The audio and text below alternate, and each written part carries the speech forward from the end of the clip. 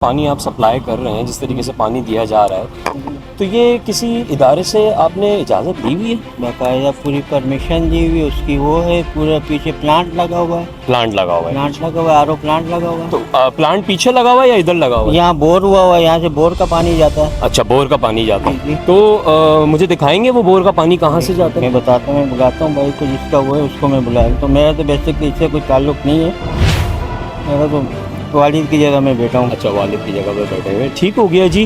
तो ये गाड़ी जिस तरीके से हम देख सकते हैं कि ये यहाँ पे ये गाड़ी भी है, खड़ी हुई है, और मुख्तलिफ यहाँ पे गाड़ियाँ लगती हैं और इस तरीके से जो है ना यहाँ पे जो है ना पानी इलीगल सप्लाई होता है।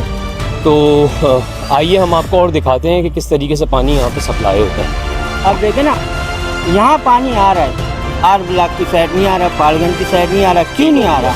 अब मुझे ये बताइए कि जो वाटर बोर्ड है, क्या इस